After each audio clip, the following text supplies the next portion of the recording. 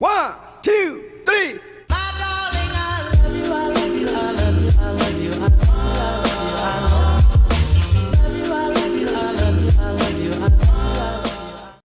Assalamualaikum warahmatullahi wabarakatuh.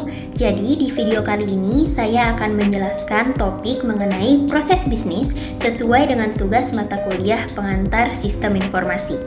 Namun sebelum itu, perkenalkan, nama saya Siti Alia Ardani Aries dengan NIM H07211061 dari program studi Sistem Informasi kelas B.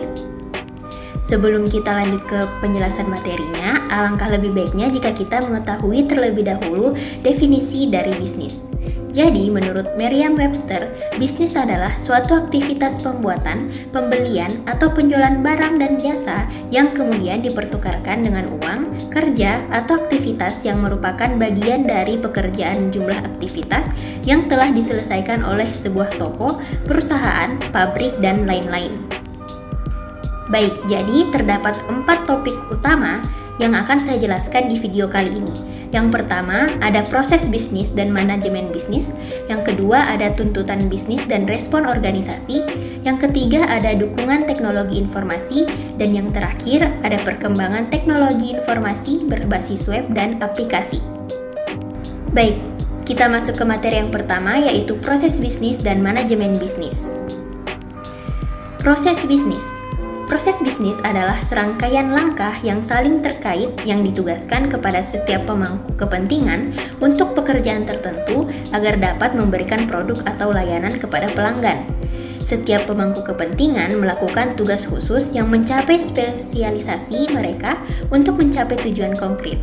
Langkah-langkah ini sering diulang berkali-kali oleh banyak pengguna dengan cara standar dan dioptimalkan. Jadi, yang paling penting dari proses bisnis ialah manajemen pembagian kerja. Menurut Adam Smith, pembagian kerja adalah satu hal yang penting untuk memberikan keunggulan sehingga menjadikan orang sebagai spesialis.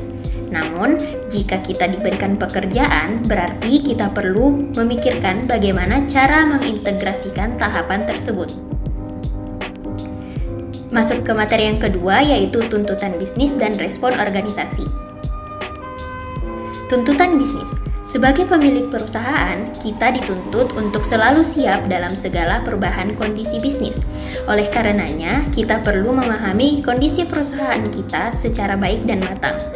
Untuk respon organisasi, ada sangat banyak perusahaan yang memiliki sistem organisasi yang baik.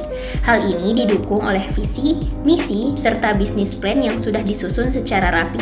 Akan tetapi, tidak menjamin perusahaan tersebut menjadi sukses, karena masih banyak perusahaan yang salah mengartikan skenario bisnis yang bisa berubah kapan saja. Untuk itu, terdapat 5 langkah untuk menghadapi perubahan bisnis. Yang pertama ada meningkatkan kualitas sumber daya manusia, responsif, upgrade teknologi, meningkatkan akses informasi, dan evaluasi pencapaian target. Lanjut ke materi yang ketiga, yaitu dukungan teknologi informasi. Hubungan antara bisnis dan teknologi sangat membantu perusahaan dalam merancang suatu strategi bisnis. Namun, sebelum merancang strategi tersebut, perusahaan terlebih dulu perlu mengetahui kondisi lingkungan, arah, dan tujuan bisnisnya. Setelah mengetahuinya, akan dilakukan evaluasi sistem mana yang sesuai dengan kebutuhan perusahaan. Tentu saja, dengan adanya teknologi ini akan sangat memberikan dampak yang signifikan terhadap peningkatan keuntungan perusahaan. Adapun 4 penyelarasan teknologi dan bisnis. Yang pertama, arahan yang jelas. Yang kedua, komitmen. Yang ketiga, komunikasi. Dan yang keempat, integrasi antar fungsi. Keempat penyelarasan ini perlu dilakukan secara bersama-sama agar dapat mengembangkan strategi bisnis yang baik. Masuk ke materi yang terakhir atau yang keempat, yaitu perkembangan teknologi informasi berbasis web dan aplikasi.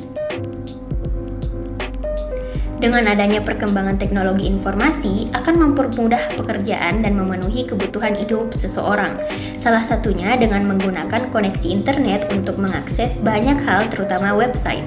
Website inilah yang digunakan untuk mendapatkan suatu informasi baik untuk keperluan pribadi, bisnis, pendidikan, maupun pemerintahan. Hal ini akan membuat pengguna untuk terus menjelajahi situs dengan praktis dan tentunya efisien.